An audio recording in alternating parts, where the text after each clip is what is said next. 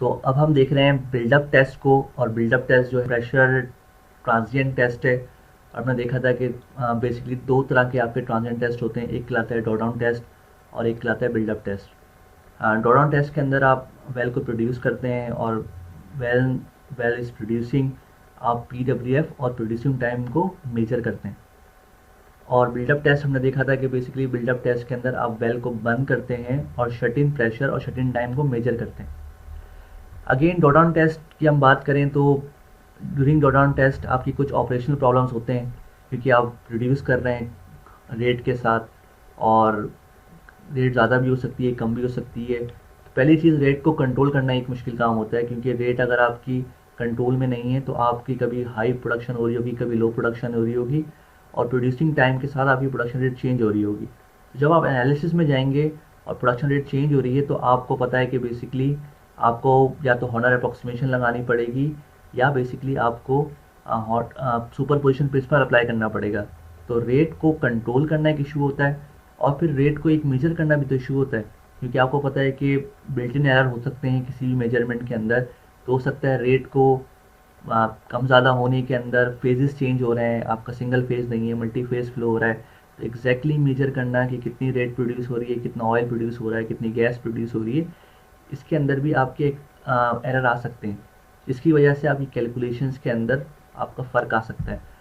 तो drawdown test के अंदर आपकी कई ऑपरेशनल प्रॉब्लम हैं because of the rate production, because of the producing fluids from the reservoir, and that is why many times you do not want drawdown test. Company wants a build up test, because in build up test you do not have any production from the reservoir. तो production नहीं हो रही, आपका well basically बंद है, आपने well को बंद कर दिया, प्रोड्यूसिंग वेल को, and when your well has been shut in you are measuring the shut in pressure and shut in time. तो ये ज़्यादा एक्यूरेट मेथड है as compare draw down, and as mention over that here that again in this you are measuring shut in pressure and shut in time. तो ट्रांसजेंड इसलिए कह रहे हैं कि बेसिकली बिल्डअप के अंदर जो प्रेशर पल्स जनरेट होगी आपकी, it will take some time to reach to the reservoir boundary, and when this pressure pulse is moving through the reservoir, this is called transient, and from that transient response you are basically estimating some properties of the reservoir. तो transient का मतलब यही है कि unsteady state flow है, होगा steady state नहीं हुआ अभी, और अल्टीमेटली अभी तक आपकी जो प्रेशर पल्स है बाउंड्री तक नहीं पहुंची है। अगेन हमने देखा था कि तमाम की तमाम इक्वेशंस जो होती हैं वो होती हैं फ्लो इक्वेशंस, कोई बिल्डअप इक्वेशन नहीं होती। तो पहले क्या करना पड़ेगा, by using the superposition principle we have to develop a mathematical model to analyse the buildup test data. तो हमें पहले इक्वेशन ड्राइव करनी पड़ेगी जो कि आपकी बिल्डअप टेस्ट डाटा के लिए वैलिड होगी। तो पहले हम by using superposition principle एक इक्वेशन ड्राइव करेंगे जो shut in pressure shut in time को लिंक कर रही होगी, और उस इक्वेशन का इस्तेमाल करते हुए फिर हम बेसिकली देखेंगे किस तरीके से हम रेजर्वायर प्रॉपर्टीज़ एस्टीमेट करते हैं।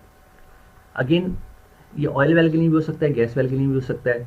तो हमें पता है कि ऑयल वेल के लिए अलग इक्वेशन है और गैस वेल के लिए अलग इक्वेशन है। जब हम ऑयल वेल के लिए काम करते हैं तो हम प्रेशर्स पे काम कर रहे होते हैं, शट इन प्रेशर होता है, शट इन टाइम होता है। लेकिन जब हम गैस वेल के लिए काम करते हैं तो we work with pseudo pressure, तो हम सूडो प्रेशर्स पे काम करते हैं। तो और हमने प्रीवियस लेक्चर्स में देखा था कि how do we estimate pseudo pressure from the pressure, और हमें पता है कि सूडो प्रेशर निकालने के लिए हमें प्रेशर, विस्कोसिटी और गैस डेविएशन फैक्टर पता होना चाहिए।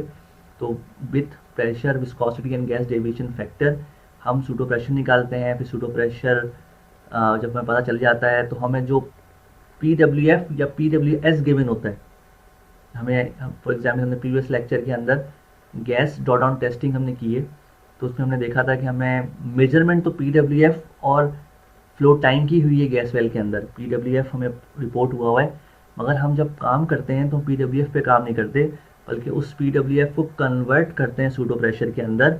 और कन्वर्जन से के लिए पहले हमें प्रेशर, विस्कोसिटी और गैस डेविएशन फैक्टर पता होने चाहिए। तो pressure, viscosity, gas deviation factor हमें पता होते हैं, and we can first estimate pseudo pressure from the purity data of the gas, and then convert that PWF into pseudo pressure. तो यहाँ पर हम जब बिल्डअप टेस्ट कर रहे होंगे तो हम PWS, the shut in pressure जो गैस वेल में हमने मेजर किया है टूल के ज़रिए, उस PWS को कन्वर्ट करेंगे हम सूडो प्रेशर के अंदर, क्योंकि गैस की इक्वेशन अलग होती हैं। तो जब हम एग्जाम्पल करेंगे अभी, तो हम बेसिकली फर्स्ट तो टास्क हुआ, हम इक्वेशन ड्राइव करेंगे कि बिल्डअप की इक्वेशन कौन सी है, उस इक्वेशन को बेसिकली किस तरह प्लॉट करते हैं एक्स पे वाई पे, और प्लॉट करते हैं तो स्लोप से हमें क्या मिलता है और इंटरसेप्ट से हमें क्या मिलता है, और फिर हम उसी ऑयल के लिए काम करेंगे और हम फिर गैस के लिए काम करेंगे।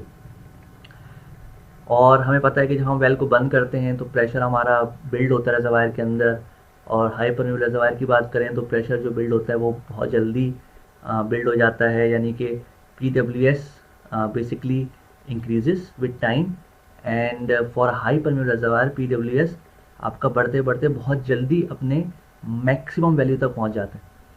इस चीज़ को भी हम देखेंगे कि जब प्रेशर बिल्ड होता है, जब आप वेल को शट कर देते हैं और well was producing before shut in, जब बंद होता है तो वो बंद होते होते theoretically it should reach to its maximum value, which is the initial reservoir pressure, but in some cases we will see that it doesn't reach to the initial pressure, it reaches to its maximum value which is somewhat lower than the initial reservoir pressure। तो वो हम देखेंगे कि basically वो number क्या होता है। तो हाई परमेबल रिजर्वायर में आपका प्रेशर जो है शट इन प्रेशर वो बहुत जल्दी बिल्ड हो जाता है टू स्टेबलाइज वैल्यू, इसका stabilise value again the maximum value in that particular scenario, उस पर्टिकुलर रिजर्वायर की उस पर्टिकुलर वेल की क्या मैक्सिमम वैल्यू होती है उस पर चला जाता है। Theoretically that should be the initial reservoir pressure, but if not it should be equal to the average reservoir pressure। Tight formation की बात करें यानी लो परमेबल फॉर्मेशन की बात करें तो प्रेशर बेसिकली बिल्ड होता रहता है और it takes time to reach its maximum value, और इसी रीज़न की वजह से बेसिकली कई दफ़ा लो परमेबल रिजर्वायर के अंदर बिल्डअप इकोनॉमिकल नहीं होते, क्योंकि आपका प्रेशर बिल्डअप हो जा रहा है और एक मैक्सिमम वैल्यू तक जाके स्टेबलाइज नहीं हो रहा है, यानी कि उसकी वैल्यू कांस्टेंट नहीं हो रही। तो टाइट फॉर्मेशंस के अंदर जनरली टेस्टिंग इकोनॉमिकल नहीं होती, कन्वेंशनल टेस्टिंग, कि आप वेल को बंद कर दें और बंद करने के बाद बैठ जाएं और let's allow the pressure to stabilise to its maximum value. आपके पास इतना टाइम नहीं होता, क्योंकि आप जब वेल बिल्डअप कर रहे हैं तो वेल आपका is not producing, and when is not producing you are not selling that hydrocarbon to the consumer. जब आप बेच नहीं रहे हैं तो कंपनी को नुकसान हो रहा है, फ़ायदा नहीं हो रहा। तो बिल्डअप टेस्ट थ्योरेटिकली बहुत छोटे होने चाहिए आपके, 2-4 दिन से ज़्यादा नहीं होने चाहिए, ताकि आपको इन्फॉर्मेशन ही मिल जाए, इन्फॉर्मेशन एक्यूरेटली मिल जाए और कंपनी का इतना लॉस भी ना हो। You can not wait for months to record the data. तो आपका इसी वजह से टाइट फॉर्मेशन के अंदर आपका बिल्डअप टेस्ट बहुत ज़्यादा इकोनॉमिकल नहीं होता, और क्योंकि ये अपनी मैक्सिमम वैल्यू पर, स्टेबलाइज वैल्यू पर इतनी आसानी से नहीं पहुँचता। तो बिल्डअप टेस्ट है, बिल्डअप टेस्ट के फ़ायदे हैं, फ़ायदे यही हैं कि बेसिकली इसके अंदर ऑपरेशनल इश्यूज कम होते हैं as compare to draw down. नुकसान इसका ये होता है कि when you are performing this buildup test ultimately you are not selling the hydrocarbons during that period to the consumer. इस दौरान आप अपने हाइड्रोकार्बन्स को किसी को बेच नहीं रहे, जब बेच नहीं रहे तो कंपनी को इतना फ़ायदा नहीं हो रहा इस बिल्डअप टेस्ट करने से। तो अगेन ये कॉम्प्रोमाइज़ होता है आपकी डाटा पर होता है, बेसिकली आपको किस क्वालिटी का डाटा चाहिए। अगर आपको बहुत ज़्यादा क्वालिटी का डाटा चाहिए होगा तो you will compromise some days of production.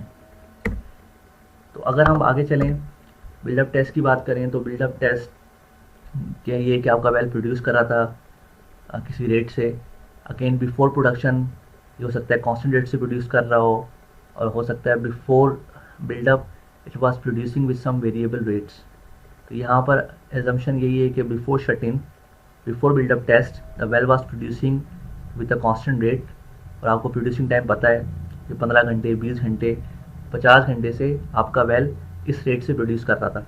अगर सिंगल रेट से कर रहा होगा तो आपका काम आसान हो जाएगा। अगर आपको पता है मल्टीपल रेट से कर रहा होगा तो आपको फिर सुपर पोजिशन प्रिंसिपल या हॉर्नर अप्रोक्सीमेशन लगानी पड़ेगी। तो आपका बिफोर शट इन आपका well was producing at the constant rate, इस पॉइंट पे आपका वेल बंद हो गया, आपने वेल को बंद कर दिया। तो जब वेल को बंद कर दिया तो प्रोडक्शन रेट ज़ीरो हो गई, तो Q बिकम ज़ीरो। तो व्हेन Q बिकम ज़ीरो आपका प्रेशर बेसिकली आपका राइज हो रहा है, तो शट इन प्रेशर जो है बेसिकली आपका बढ़ना शुरू हो गया और बढ़ता जा रहा है। अगेन शट इन टाइम को रिप्रेजेंट करते हैं डेल्टा टी से, प्रोड्यूसिंग टाइम को TP से और शट इन टाइम को डेल्टा टी से। तो चेंज इन टी, ये चेंज नज़र आ रहा है बजाय, लेकिन चेंज नहीं है। शट इन टाइम को रिप्रेजेंट करते हैं डेल्टा टी से। तो शट इन टाइम बढ़ता रहेगा, आपका प्रोडक्शन ज़ीरो है, Q ज़ीरो है। तो बिल्डअप टेस्ट के अंदर you are not producing from the reservoir. Again आपको पता है कि हमने एक कॉन्सेप्ट पढ़ा था वेलेबल स्टोरेज का, जिसको हमने आफ्टर फ्लो के नाम से ही पढ़ा था। हमने पढ़ा था कि आइडियली आप वेल को बंद करें सरफेस से तो प्रोडक्शन ज़ीरो हो जानी चाहिए आपकी, मगर in reality you have some after flows coming from the reservoir into the wellbore, and ultimately this after flows will store in the wellbore and that are called the wellbore storage. So after flows इसके अंदर होंगे थोड़े से, फिलहाल इसको ignore करें, लेकिन आपको पता है कि क्यू फ़ौरन ज़ीरो नहीं हो जाती, प्रोडक्शन रेट फ़ौरन ज़ीरो नहीं जाती, सम टाइम तक आपको आफ्टर फ्लोज होते हैं। हमने देखा था आफ्टर फ्लोज डिपेंड कर रहा है परमिबिलिटी पर और आपके वेलबोर साइज़ के ऊपर और कंप्रेसिबिलिटी पर, कंप्रेसिबिलिटी आपकी कितनी है ऑयल को प्रोड्यूस करें गैस को। तो आइडियली हम बात करें तो आपने वेल को बंद किया, बंद करते ही प्रोडक्शन ज़ीरो हो गई, उससे पहले ही प्रोड्यूस करा था विद सम प्रोडक्शन और कुछ ना कुछ प्रोड्यूसिंग टाइम था। बंद करेंगे तो आपका शट इन टाइम फ़ौरन इंक्रीज होगा और PWS इसे कहते हैं, ये बढ़ता रहेगा। आफ्टर फ्लोज होंगे तो ये इतना आसानी से नहीं बढ़ेगा, हल्के हल्के बढ़ेगा। तो आफ्टर फ्लो जब ख़त्म हो जाएगा तो उसके बाद आपको पता है मिडिल टाइम रीजन स्टार्ट होता है, और मिडिल टाइम रीजन वो होता है जिसके अंदर आपको ना आफ्टर फ्लोज होते हैं, जिसके अंदर ना अवेलेबल स्टोरेज होता है और ना ही बाउंड्री का इफेक्ट होता है। तो इस आइडियल केस के अंदर हम एज्यूम कर रहे हैं कि अर्ली टाइम रीजन कोई नहीं है, आपका कोई आफ्टर फ्लो नहीं है, जैसे आपने वेल को बंद किया वैसे ही PWS बढ़ा, और PWS basically is the reservoir response. तो PWS और डेल्टा टी आपने मेजर किया बिल्डअप टेस्ट से। इशू ये है कि हमारे पास बिल्डअप की कोई इक्वेशन नहीं है, हमारे पास फ्लो इक्वेशंस तो होती हैं मगर हमारे पास बिल्डअप की कोई इक्वेशन नहीं होती। तो पहला टास्क जो बेसिकली होगा हमारा वो ये होगा कि कन्वर्ट करना है हमने इस शट-इन पीरियड को into a producing period and injection period. यानी कि हमने इसको एज्यूम करना है कि हमारी दो रेट हैं, एक रेट जो है वो Q1 है और टाइम T1 प्रोड्यूस किया, और जो Q0 है ये Q2 है। और जिस तरह हम करते हैं कि जब हम दो रेट वेल को एज्यूम करते हैं तो दो रेट वेल को हम दो वेल एज्यूम करते हैं। पहला वेल जो है वो टाइम 0 से प्रोड्यूस हो रहा है और वो टाइम T तक जा रहा है, यानी फाइनल टाइम तक, जो कि यहाँ पर T प्लस डेल्टा T है। T is the producing time of Q1 and delta T is the time of the Q2। Q2 0 है यहाँ पर, आइडियली तो 0 है, Q2 0 है, मगर Q2 को हम Q2 कह रहे हैं, 0 नहीं कह रहे। तो डेल्टा T जो शट इन टाइम है basically the time of this Q2। तो जब हम सुपर पोजिशन अप्लाई कर रहे हैं और हम फ्लोइंग को तो Q1 कह रहे हैं और शट इन की प्रोडक्शन जो कि 0 है उसको हम Q2 कह रहे हैं, और जब हम इसको सिमुलेट कर रहे हैं सुपर पोजिशन से तो बेसिकली हमने बेसिकली टू रेट को हमने टू वेल्स बनाए। पहला वेल जो बेसिकली है आपका वो स्टार्ट हो रहा है टाइम 0 से और प्रोड्यूस कर रहा है टिल डेल्टा T, यानी T प्लस डेल्टा T। इसका जो टोटल प्रोड्यूसिंग टाइम है Q का वो T भी है और डेल्टा T भी है। और सेकंड वेल जो हम सेकंड रेट को हमने सेकंड वेल बनाया और इसकी प्रोडक्शन होती है Q2 माइनस Q1, और वो स्विच ऑन हुआ एट टाइम डेल्टा T। इस टाइम के बाद सेकंड वेल स्टार्ट हुआ जो कि Q2 माइनस Q1 है, और Q2 जो कि 0 है तो Q2 minus Q1 which is 0 minus Q1 would be minus Q1 which is minus Q in this case. तो सेकंड वेल आपका स्टार्ट हुआ एट टाइम T और जिसकी प्रोडक्शन है आपकी माइनस Q। तो एक इक्वेशन इसकी आपके पास हो गई, एक इक्वेशन इसकी हो गई। इसकी जब इक्वेशन लगाएंगे तो Q रखेंगे और टाइम रखेंगे T प्लस डेल्टा T। जब इसकी इक्वेशन लगाएंगे तो आप Q की जगह रखेंगे माइनस Q और फ्लोइंग टाइम रखेंगे delta T। Again this is 0, the well is not producing, but by using superposition this has been replaced with production and injection, and this system has been replaced with this two system, one well which is continuously producing from time 0 till delta T, T plus delta T, and the second well which has been started at delta T and producing till last, and this is acting as an injection well because Q2 minus Q1 for this case is equal to minus Q, because Q2 is 0 and Q1 is equal to Q, so Q2 minus Q1 is minus Q. So when we have these two equations and assuming that log approximation of this x is valid, यानी कि अगर आप I function जो लगाएंगे तो we are assuming that the log approximation of that I function is valid, so we can use the log equation for that these two system. And for first case we know that this is a sand phase pressure during drawdown, so these are the two cases of drawdown. So buildup has been replaced with the two drawdowns, one is plus Q and other is minus Q. तो अब हमारे पास equations हैं, flow equations हैं, इसकी भी, इस system की भी है, इस सिस्टम की भी है। तो इन दो को जब ऐड कर देंगे तो हमारे पास इस सिस्टम की इक्वेशन आ जाएगी। तो ये इक्वेशन जो है हमने ड्राइव की थी प्रीवियस लेक्चर्स के अंदर, और हमने देखा था कि this equation basically is the log approximation of the I function solution when x is less than 0.01. So this is the generalized equation for the transient behavior when you are producing from the reservoir. तो transient equation या transient behaviour को predict करने के लिए equation इस्तेमाल होती है, and basically you have to apply this equation for two system. One is producing with Q and the producing time is T plus delta T, and the other system is Q2 minus Q1 which is minus Q, and the producing time is delta T. And as per superposition principle we can add two solution to get the final solution. तो इस पहली system का के लिए ये equation valid है, Q T plus delta T. दूसरी equation के लिए ये वैलिड है, माइनस Q डेल्टा T. जब इनको ऐड करेंगे आप तो आप देखेंगे कि ये चीज़ माइनस क्यू के साथ माइनस, ये चीज़ माइनस में हो जाएगी और हर के साथ माइनस आ जाएगा. तो plus log minus log cancel, minus 3.23 plus 3.23 cancel, plus 0.87s minus 0.87s cancel. तो आपकी 3 टर्म्स कैंसिल हो जाएंगी, आपकी सिर्फ 2 टर्म्स बचेंगी.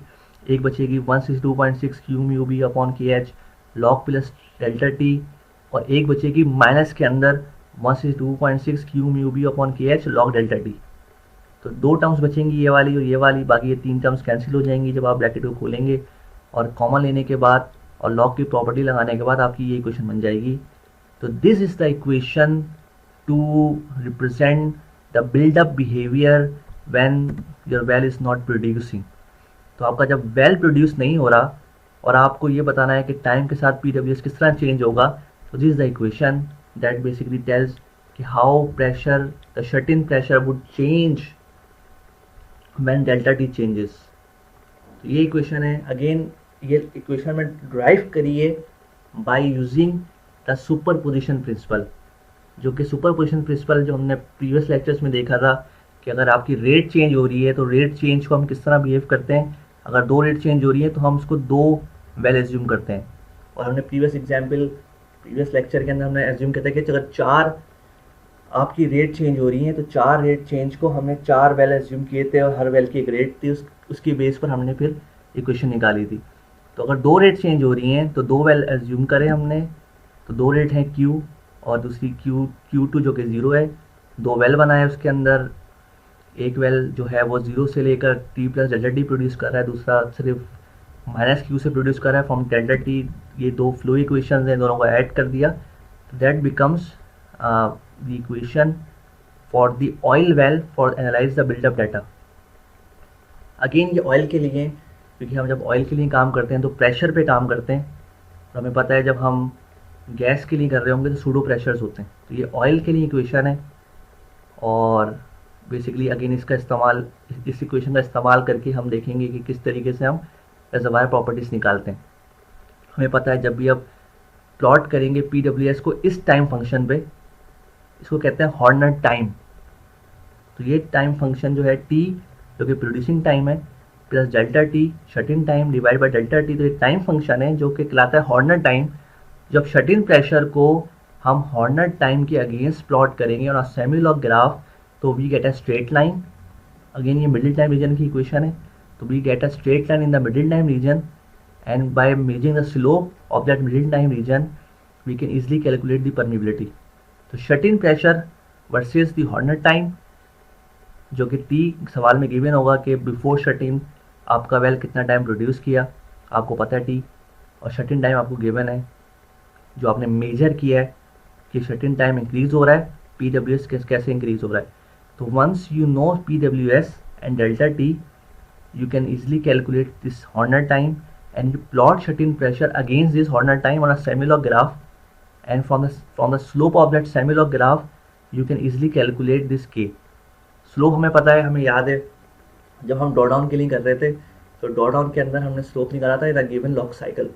तो y2 minus y1 in a given log cycle would simply give you the slope, और by using that slope we can calculate K. तो यहाँ पर भी तरीक़ेकार वैसे ही है कि स्लोप निकलेगा स्लोप निकलने के बाद फिर आप बेसिकली क्या करेंगे, के निकाल लेंगे। ड्रॉडाउन के अंदर पी डब्ल्यू एफ था आपके पास और पी डब्ल्यू एफ, यानी यही क्वेश्चन थी, तो पी डब्ल्यू एफ को आप लॉग ऑफ टी के अगेंस्ट प्लॉट कर रहे थे, यानी प्रोड्यूसिंग टाइम था, पी डब्ल्यू एफ था, और स्लोप देखें सी के बराबर है। तो ड्रॉडाउन हो जो यही क्वेश्चन से आपका रिप्रेजेंट होता है, और बिल्डअप जो इस इक्वेशन से रिप्रेजेंट हो रहा है, स्लोप दोनों का बराबर है। मगर प्लॉट अलग तरीके से करना है। ड्रॉडाउन के अंदर आप प्लॉट करें पी डब्ल्यू एफ को versus time, the producing time, और बिल्डअप के अंदर आप शट इन प्रेशर को प्लॉट करें against Horner time. Horner time निकालना पड़ेगा आपको, जो टेस्ट गिवन होगा वो गिवन होगा, शट इन टाइम गिवन होगा पी डब्ल्यू एस के। तो this is the equation to analyse buildup data, and for that you need required shut-in time, or shut-in time को you have to convert shut-in time into the Horner time. And basically if you can read this slide, the build-up data must be preceded by the flow period, कि आपका पहले flow period होगा, लाजमी होगा, उसी के बाद आपका build-up होगा। तो उसका production, last production and last producing time should be known to you. अगर rate constant है तो things are easy for you, you can easy done it. अगर रेट चेंज हो रही है डिफरेंट टाइम पे डिफरेंट रेट से, तो आपको पता है सुपर पोजिशन प्रिंसिपल या आपको हॉर्नर अप्रोक्सीमेशन लगाना है। तो buildup must be preceded by flow period and simplified analysis assumes constant flow rate for a duration hours. Shut-in time delta t is measured from the end of flow period. Shut-in time delta t है यहाँ पर, और जो पता है आपको, and buildup analysis is treated as superposition of flow and injection. तो जो हमने बात करी कि basically this shut in period is assumed as superposition of injection and production. And analysis of buildup data में yield the values of K, skin and the average reservoir pressure. तो these are three basic properties you estimate from the buildup test: permeability, skin and the average reservoir pressure. Again, permeability skin, basically permeability is calculated from the slope, and skin is calculated by basically a formula, and formula we will discuss in the coming slide. Or the procedure is similar, just like drawdown test. We have to read P1R.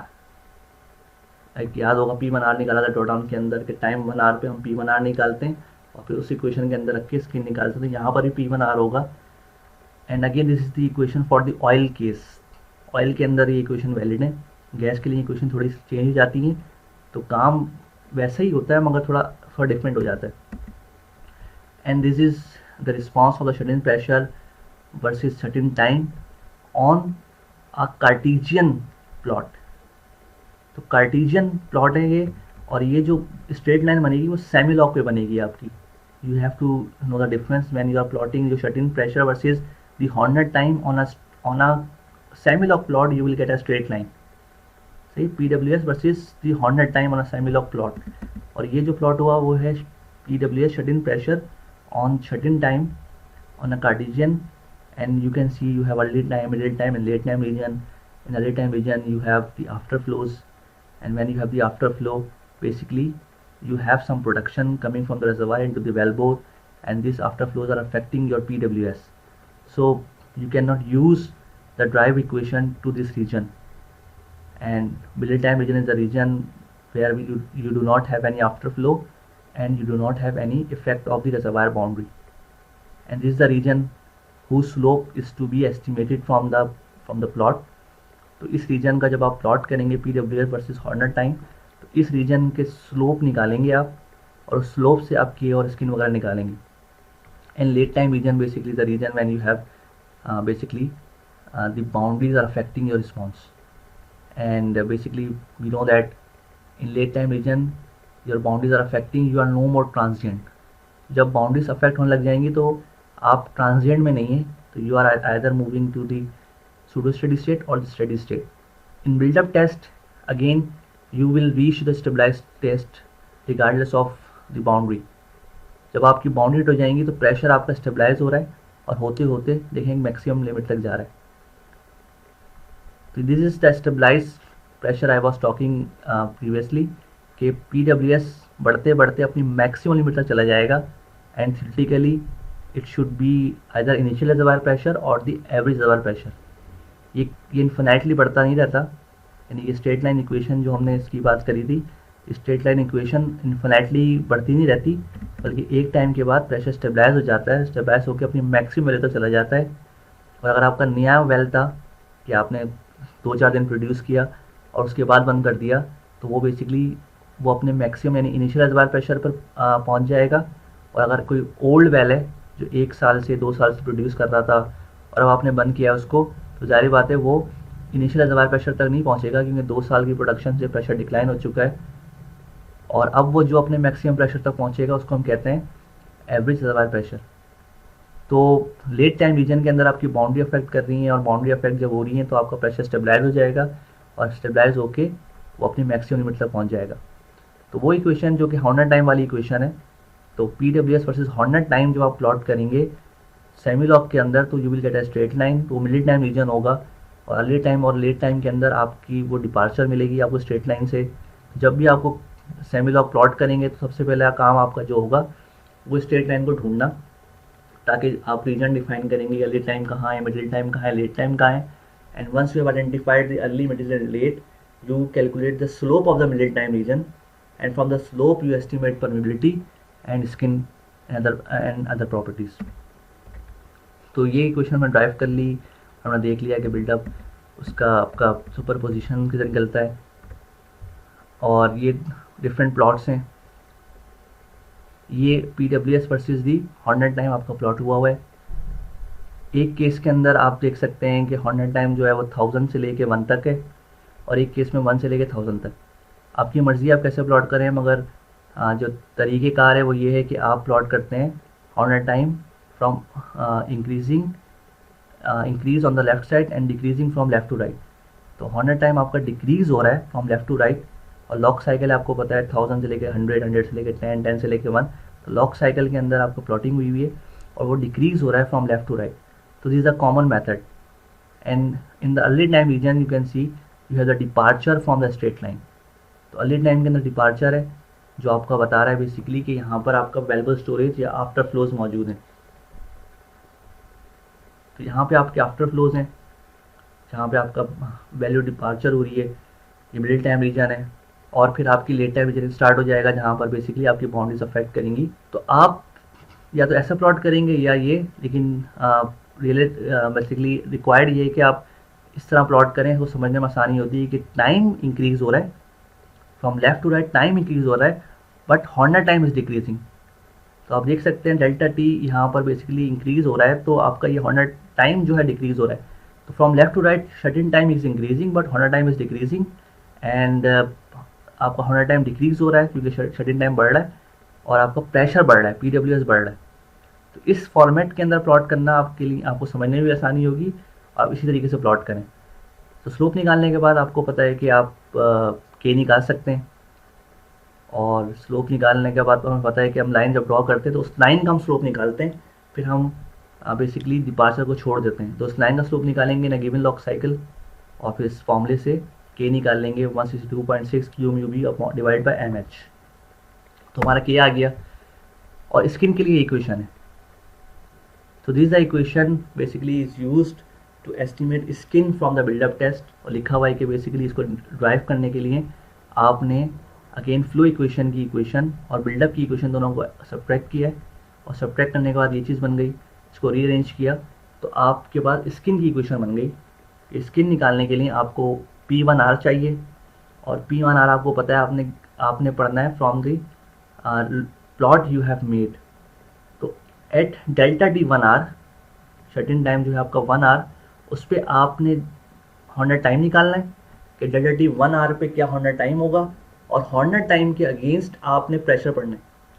तो ये ध्यान में रखिएगा, ये 1R जो है ये Horner time 1R नहीं है, ये जो है बेसिकली आपका है delta T 1R shut in time delta T 1R लिखा हुआ भी है यहाँ पर। जब हम ड्राइव कर रहे हैं तो डेल्टा टी 1R रखने, तो जब आपने जो प्लॉट किया हुआ है वो प्लॉट किया हुआ है पी डब्ल्यू एस वर्सेज दी हॉर्नर टाइम, तो हॉर्नर टाइम के अगेंस्ट है। तो आप डेल्टा टी 1R पे आप देखेंगे हॉर्नर टाइम क्या है, उस हॉर्नर टाइम पर आप P1R निकालेंगे ग्राफ से। P W F at last producing time ये आपको गिवन होगा, स्लोप आपने ग्राफ से रीड किया है, लॉग के टी पी के आपने निकाला है अभी, कि अभी आपने निकाला है, स्लोप के ज़रिए। तो क्या आपने यहाँ से निकाला है, टीपी आपको पता है कि how many hours you have produce before the buildup. तो टीपी आपको पता है, टीपी प्लस 1 पता है, सब चीज़ें पता है। तो आपने ग्राफ से पी वन आर पढ़ना है, स्लोप पढ़ना है, और के स्लोप से जो निकाला है वो यहाँ रख के आपने क्या निकालना है, स्किन निकालना है। तो इसके अंदर ये चीज़ है कि डेल्टा टी 1 आर पर आपने पहले 100 टाइम निकालना है, उस 100 टाइम पर आपने पी वन आर पढ़ना है, जो इस इक्वेशन में रखना है, जिससे आपको स्किन मिलेगी। तो this is simple buildup test. और अगर आपकी खाली बेसिकली हम बात करें मिडिल टाइम रीजन ही रहे, तो अर्ली टाइम और लेट टाइम ना हो, तो फ्रॉम फर्स्ट डे जब शट इन आपने किया, आपको पता है शट इन बढ़ रहा है, 100 टाइम डिक्रीज हो रहा है। तो यहाँ पर 100 टाइम कम हो रहा है, शट इन बढ़ रहा है। तो this is the equation of the middle time region only. Again कोई अर्ली टाइम यानी वैल्यूबल स्टोरेज या आफ्टर फ्लो का इफेक्ट नहीं है, कोई बाउंड्री का इफेक्ट नहीं है। थ्योरेटिकली आपका प्रेशर बढ़ता जा रहा है, बढ़ता जा रहा है, बढ़ता जा रहा है टाइम के साथ, तो it would follow a straight line. Middle time region की स्ट्रेट लाइन होगी, इसका स्लोप होगा, स्लोप इसके बराबर है आपका 1/2.6 क्यू अपॉन के एच। इंटरसेप्ट पी आई है आपका, तो इंटरसेप्ट जो होगा इस लाइन का वो आपका पी आई है। तो जो मैक्सिमम वैल्यू होगी, इस लाइन को एक्स्ट्रापोलेट करेंगे तो आपको क्या नहीं मिल जाएगा, इंटरसेप्ट, जो कि इनिशियल रिजर्वायर प्रेशर है, जो कि आपको पता है कि एक ही नंबर होता है। जब आप रिजर्वायर को डिस्कवर करते हैं तो जो उसका मैक्सिमम प्रेशर होता है that is called the initial pressure. मगर जब आप प्रोड्यूस कर लेते हैं 1 महीना, 2 महीने, 4 महीने बाद, तो इनिशियल प्रेशर अब एवरेज रिजर्वायर प्रेशर कहलाता है, जो कि लोअर होता है इनिशियल प्रेशर के। तो इस मिडिल टाइम रीजन के एक्स्ट्रापोलेशन से आप मालूम कर सकते हैं कि इनिशियल प्रेशर क्या है। अगेन ये जो है ये आपको मिडिल टाइम रीजन की इक्वेशन है। और अगेन ये हॉर्नर जो टाइम है, अच्छा दो चीज़ें कंफ्यूज हो सकते हैं आप, एक हॉर्नर टाइम है और एक हॉर्नर अप्रोक्सीमेशन है। तो हॉर्नर टाइम जो है ये टाइम फंक्शन है जो कि बिल्डअप टेस्ट के डाटा को एनालाइज करने के लिए इस्तेमाल होता है, जो कि t p plus delta T divide by delta t है। This is Horner time. और हॉर्नर अप्रोक्सीमेशन एक तरीक़ेकार है, जब आपकी प्रोड्यूसिंग वेल की रेट चेंज हो रही है बार बार और आपने आई फंक्शन नहीं लगाना बार बार, तो आप हॉर्नर अप्रोक्सीमेशन इस्तेमाल कर सकते हैं, जिसकी एक शर्त है। तो हॉर्नर अप्रोक्सीमेशन एक तरीक़ेकार है, वो जो वेरिएबल रेट जो चेंज हो रही है उसको एनालाइज करने का। और Horner time buildup test data की प्लॉटिंग के लिए आपका इस्तेमाल होता है। एक टाइम फंक्शन है जो प्लॉट होता है PWS पे, तो आपको स्ट्रेट टाइम मिलती है। तो this is the ideal case for the MTR। और रियलिटी में आपको पता है कि अर्ली टाइम रीजन में आपको डेविएशन मिलेगी, और अर्ली टाइम रीजन के बाद फिर आपको मिडिल टाइम मिलेगा, और मिडिल टाइम को अगर एक्स्ट्रापोलेट करेंगे तो आपको उसके इंटरसेप्ट से PI मिलेगा, द इनिशियल प्रेशर। और बेसिकली हमें पता है कि ये हमेशा ये मिडिल टाइम रीजन भी आगे बढ़ता नहीं रहता। एक्चुअल में अगर आप बात करेंगे तो ये कर्व आपका स्टेबलाइज हो जाएगा प्रेशर, और स्टेबलाइज होकर क्या मिलेगा आपको, द एवरेज रिजर्वायर प्रेशर, जो कि हमने अभी इस फिगर में देखा है कि ये चीज़ आपकी इन्फिनाइटली मूव करती हुई नहीं जाती। एक टाइम के बाद प्रेशर स्टेबलाइज होता है और स्टेबलाइज होकर अपनी मैक्सिमम वैल्यू तक चला जाता है, जिसको हम कहते हैं एवरेज रिजर्वायर प्रेशर। तो बिल्डअप टेस्ट ऑयल वेल की हमने इक्वेशन पढ़ी, हमने देखा कि मिडिल टाइम रीजन की इक्वेशन देखी, अर्ली टाइम में आपका आफ्टर फ्लोज होते हैं, लेट टाइम में जब बाउंड्री इफेक्ट करते हैं तो प्रेशर स्टेबलाइज हो जाता है, आपका इन्फिनाइटली मूव नहीं करता। मगर still from the extrapolation of the straight line of the MTR you can calculate the PI, initial pressure क्या होगा वो आप निकाल सकते हैं, जो कि एक सिंगल नंबर होता है। अगर आप टेस्ट परफॉर्म करते रहते तो ये प्रेशर स्टेबलाइज हो जाता और सम लोअर वैल्यू होता PI के। तो ये आपका टेस्ट परफॉर्म कर लिया, आपको इक्वेशन पता है, आपके पास जब भी रिपोर्ट होगा वो delta T versus shut in pressure report होगा। आप डेल्टा टी को कन्वर्ट करेंगे हॉर्नर टाइम के अंदर, प्लॉट करेंगे PWS के अगेंस्ट, स्लोप से आप स्लोप मेजर करेंगे, उससे K निकाल लेंगे, फिर आप स्किन निकालने के लिए डेल्टा टी 1R पे हॉर्नर टाइम निकालेंगे, उसके बाद P1R कैलकुलेट करेंगे और उससे आप क्या निकाल लेंगे, स्किन निकाल लेंगे। तो लेट्स डू एन एग्जाम्पल। तो buildup test of an oil well, ये आपको सवाल गिवन है कि एक ऑयल वेल के अंदर आपका प्रेशर बिल्डअप टेस्ट रन किया गया और आपको प्रोडक्शन गिवन थी कि 3 दिन तक before shut in the well was produce at this rate, for 3 days before shut इन और आपसे कहा गया कि परमिटिविटी निकालें, रिजर्वायर प्रेशर निकालें, यानी कि पीआई निकालें और स्किन फैक्टर निकालें। तो डेटा आपको गिवन है, production rate, production time, stabilise flowing pressure, ये PWF है बिफोर शट इन, यानी कि PWF at the last production time, यानी कि 3 दिन तक प्रोड्यूस किया, जब बंद कर देते तो उस वक्त ये PWF था, और बंद करते ही ये PWS है। Before shut in this was the last PWF जो मेजर किया गया था। शट इन कर दिया, टाइम बढ़ता जा रहा है और PWS बढ़ता जा रहा है, शट इन प्रेशर आप देख सकते हैं बढ़ता जा रहा है। तो 2 दिन तक किया तो ये शट इन प्रेशर है और PWF गिवन है, और PWF आपको चाहिए इस इक्वेशन के लिए। इसकी निकालने के लिए आपको लास्ट बिफोर शट इन जो PWF है वो चाहिए आपको। तो PWF आपको गिवन है, और अगर नहीं भी गिवन होता ये तो आपको पता है कि बिफोर शट इन जो प्रेशर है this is the last PWF, ये PWF है शट इन करते वक्त या शट इन करने से पहले, जस्ट पहले जो प्रेशर है that is PWF। Formation thickness given है, BG आपको B0 गिवन है, हम ऑयल के लिए काम कर रहे हैं तो B0 गिवन है, पोरोसिटी गिवन है, CT गिवन है, ऑयल विस्कोसिटी गिवन है, RW गिवन है, आपको डिफरेंट प्रॉपर्टीज़ गिवन है। तो आपको जब शट इन प्रेशर गिवन है और शट इन टाइम गिवन है तो आपने प्लॉट करना है, और आपको पता है कि प्लॉट शट इन टाइम और वर्सेस PWS नहीं होगा बल्कि हॉर्नर टाइम होगा। तो इसके लिए आपने कैलकुलेशन परफॉर्म करनी है। तो ये पहले कैलकुलेशन यहाँ पे मैंने एक्सेल में आपके लिए की हुई है, और ये एक्सेल फाइल भी मैं अपलोड कर दूंगा जब ये लेक्चर अपलोड करूँगा आपके लिए। तो एक्सेल फाइल, प्रेजेंटेशन, हर चीज़ अपलोड कर दूंगा। तो शट इन टाइम आपको गिवन है और शट इन प्रेशर गिवन है। तो पहला काम आपने जो किया है वो हॉर्नर टाइम निकाला, और हॉर्नर टाइम निकालने के लिए आपको पता है कि फॉर्मूला यूज़ किया TP plus delta T divide by delta T। तो TP plus delta T, TP आपको गिवन है 3 घंटे तक प्रोड्यूस किया, तो TP is known to you, delta T is given to you, तो आपने TP plus delta T divide by delta T Horner time निकाला। तो हर शट इन टाइम पे आपने हॉर्नर टाइम निकाल लिया जो कि यहाँ पे लिखा हुआ है, और जब निकाल लिया उसके बाद आपने प्लॉट किया PWS वर्सेस हॉर्नर टाइम को on a semi log graph. और हमने क्लास में प्लॉट करना सीखा था, आप सिंपली इंसर्ट में जाएंगे, स्कैटर में जाएंगे, प्लॉट करेंगे, यहाँ से आप चेक कर लेंगे एक्स पे क्या है, वाई पे क्या है, तो सेलेक्ट डाटा करके चेक कर सकते हैं आप। एडिट में गए, एक्स वैल्यू, एक्स पे आपको हॉर्नर टाइम चाहिए, आपने कर लिया। वाई एक्सिस पे आ गए, वाई एक्सिस पे आपको प्रेशर चाहिए, आपने प्रेशर कर लिया। उसके बाद आपने डिफरेंट, आपको बेसिकली एक्स एक्सिस पे आपको सेमी लॉग ग्राफ चाहिए, तो आपने क्लिक किया, फॉर्मेट एक्सिस में गए, फॉर्मेट एक्सिस में गए, यहाँ पे वैल्यूज़ लॉगरिथमिक स्केल चाहिए, आप इनिशियल वैल्यूज़ और मैक्सिमम वैल्यू रख सकते हैं। और डिफरेंट काम करने के बाद जो हमने क्लास में सीखा था आपके पास ये ग्राफ बन गया। तो ये जो ग्राफ है ये मैंने प्लॉट किया है, इसी डेटा का प्लॉट किया है, और हमने अगेन आप देख सकते हैं कि इसमें जो हॉर्नर टाइम है वो लेफ़्ट टू राइट डिक्रीज़ हो रहा है।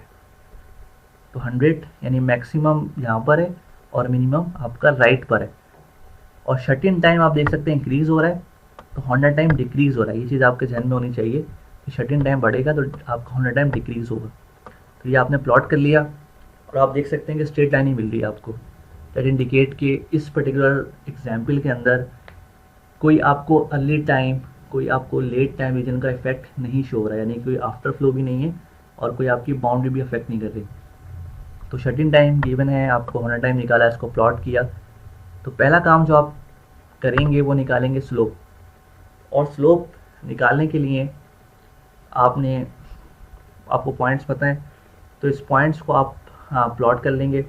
पॉइंट्स पता है आपको, तो एक लाइन ड्रॉ करनी है आपने, और लाइन ड्रॉ करने के लिए आपने किसी भी एक लॉक साइकिल में फोकस कर लेंगे। तो लॉक साइकिल आपकी फर्स्ट वाली या लॉक साइकिल आपकी सेकंड वाली, इस पर आप फोकस कर लेंगे। तो इस लॉक साइकिल को आप करने के बाद आप बेसिकली स्लोप निकालेंगे। तो मैंने फॉर एग्जांपल इसके अंदर ये इस लॉक साइकिल में फोकस किया है 10 से लेके 1 वाली, तो 10 से लेके 1 वाली तक जो लॉक साइकिल है मैंने एक लाइन ड्रॉ कर दी। और स्लोप निकालने के लिए आपको पता है y2 माइनस y1 करना है इन अ गिवन लॉक साइकिल। तो y2 है 1950 और y1 ले लें आप 1850। तो y2 माइनस y1 1950 माइनस 1850, तो ये आपका स्लोप हो गया इन दिस लॉक साइकिल, जो कि बेसिकली यहाँ पर गिवन है कि स्लोप आपका 100 psi हो गया। तो ये आपने सबसे पहले जब मैं प्रोसीजर आपके लिए बता दिया है सारा कि किस तरह करना है आपने। तो ये फाइल भी वर्ड वाली भी मैं अपलोड कर दूंगा आपके लिए। तो 100 टाइम निकाला आपने सर्टेन टाइम से। 100 टाइम निकालने के बाद आपने प्लॉट किया सेमिलॉग के अंदर। सेमिलॉग प्लॉट करने के बाद आपने स्लोप निकाला। स्लोप के लिए आपने एक लाइन फोकस करी, एक लाइन ड्रॉ करी एक लॉग साइकिल के अंदर। तो 100 psi हो गया y2 minus y1 in a log cycle. फिर परमिटिविटी निकालेंगे। परमिटिविटी निकालने के लिए यहाँ पर आपको फॉर्मूला पता है, ये स्लोप का फॉर्मूला है 1/2.6 क्यू म्यू बी अपॉन की एच। और ये सेम फॉर्मूला है ड्रॉ डाउन के लिए भी, बिल्डअप के लिए भी। तो याद करने के लिए आसानी हो जाएगी कि स्लोप एक ही फॉर्मूले से निकलता है, चाहे ड्रॉ डाउन हो चाहे बिल्डअप हो। अगेन प्लॉटिंग डिफरेंट है। यहाँ पर आप प्लॉट करें शर्टेन प्रेशर वर्सेस दी 100 टाइम, और ड्रॉ डाउन टेस्ट में आप PWF प्लॉट करते हैं वर्सेस टाइम, प्रोड्यूसिंग टाइम। होता वो भी सेमिलॉग पे, मगर मतलब वहाँ पर यहाँ पर आपका डिफरेंट टाइम फंक्शन है एक्स पे। तो के निकाल लिया आपने, इसको रीअरेंज किया, वैल्यूज़ पता थी आपको सारी। क्यू गिवन है आपको 500 stock tank barrel per day, viscosity पता है, पी नॉट पता है, एच पता है, एम पता है, this are properties are known to you. M आपने ऊपर रीड किया है। 48 मिलिडार्सी आपकी परमिटिविटी आ गई। Once you have calculated the permittivity you have to calculate skin. तो स्किन का फॉर्मूला यूज़ किया आपने, जो कि बिल्डअप के लिए अलग है और आपका ड्रॉ डाउन के लिए अलग है। तो बिल्डअप के फॉर्मूले में आपको P1R चाहिए। अगेन डेल्टा टी 1R पर आपको प्रेशर देखना है। तो डेल्टा टी 1R पे आपने पहले 100 टाइम निकालना है। तो 100 टाइम आपने निकाला पहले डेल्टा टी 1R पर, तो 100 टाइम आया TP plus delta T divide by delta T, 72 plus 1 divide by 1 which is 73। तो at delta T 1R 100 time is 73R। तो ये चीज़ आप देख लिया गौर से कि डेल्टा टी 1R पे निकालना है। तो डेल्टा टी 1R पे पहले 100 टाइम निकला। उस 100 टाइम के बाद आपने बेसिकली अगेन मैंने ये काम एक्सेल पे किया। तो आपको ग्राफ पता है, ये वाला ग्राफ है जो इस्तेमाल कर रहे हैं हम। इस ग्राफ को मैंने एक शीट में लिखा, एक लाइन ड्रॉ करी। इस 100 टाइम के ऊपर आपने प्रेशर पढ़ना है। तो एक्स से एंटर हुआ मैं इस ग्राफ के ऊपर, 73 आवर्स 100 टाइम है। लाइन पर मैंने कट की और वाई एक्सिस से मैंने प्रेशर पढ़ लिया। तो this pressure at delta T 1R is the P1R। तो P1R तकरीबन 17 बेसिकली 64 psi। तो delta T 1R which is 73 100 time. तो 73 100 टाइम पर मैंने प्रेशर पढ़ लिया वाई एक्सिस से, क्योंकि वाई एक्सिस पे प्रेशर है। तो आपका 1764 psi जो है वो P1R है, जो डेल्टा टी 1R पर है। और PWF आपको गिवन है, जो हमने सवाल में देख लिया था कि PWF when you are about to shut your well, जो लास्ट PWF है that is use in skin. तो 1150 psi है, जो कि यहाँ पे गिवन भी है, स्टेबलाइज फ्लोइंग वेलबल प्रेशर के नाम से भी गिवन है आपको। तो ये चीज़ आपको गिवन है। तो स्किन निकालने के लिए आपको P1R पता है, आपको PWF पता है, स्लो आपने निकाला, यानी कि यही फॉर्मूला इस्तेमाल कर रहे हैं। तो 1764 minus 1150 divide by 100 minus log के 48 जो भी हमने निकाला, प्रोसिटी विस्कोसिटी CRW सवाल में गिवन है। तो आपने सारे नंबर इंटर किए और स्किन निकाल ली कि स्किन आपकी है 1.43। तो that's how basically you simply analyse the buildup test data of an oil well. बहुत आसान सा था। शट-इन टाइम को 100 टाइम पे किया, उसके बाद प्लॉट किया, प्लॉट करने के बाद स्लोप निकाला, स्लोप निकालने के बाद के और आपने स्किन वगैरह निकाल लिया। तो बहुत आसान सा था, मुश्किल नहीं था। इनिशियल प्रेशर निकालने के लिए आपने इसको एक्सटेंड करना है। एक्सटेंड करके इनिशियल प्रेशर, जो तीसरी चीज़ निकालनी है परमिटिविटी स्किन के अलावा, वो है इनिशियल रिजर्वायर प्रेशर भी। और इनिशियल रिजर्वायर प्रेशर के लिए आपने एक्सटेंड करना है और वाई इंटरसेप्ट से आपने इनिशियल प्रेशर निकालना है, जो कि 1950 psi तकरीबन आ रहा है। तो जो थर्ड थिंग जो हमने निकालनी थी वो थी इनिशियल प्रेशर, जो कि है 1950 psi। तो ये था आपका buildup test of an oil well. Next lecture के अंदर हम पढ़ेंगे buildup test analysis of an gas well. तो गैस वेल के लिए चूंकि इक्वेशन डिफरेंट हो जाती है तो काम थोड़ा सा मुश्किल हो जाता है। ऑयल वेल के लिए काम थोड़ा सा आसान होता है क्योंकि इक्वेशन बहुत सिंपल होती है। तो गैस वेल जब हम पढ़ेंगे तो हम पहले बेसिकली एक देखेंगे कि जो सूडो प्रेशर हम चीज़ पढ़ रहे हैं कि सूडो प्रेशर बेसिकली तरीक़ेकार होता है गैस वेल के डाटा को एनालाइज करने का। मगर गैस वेल की भी दो अप्रॉक्सीमेशन है, प्रेशर स्क्वायर्ड अप्रॉक्सीमेशन है और एक है प्रेशर अप्रॉक्सीमेशन।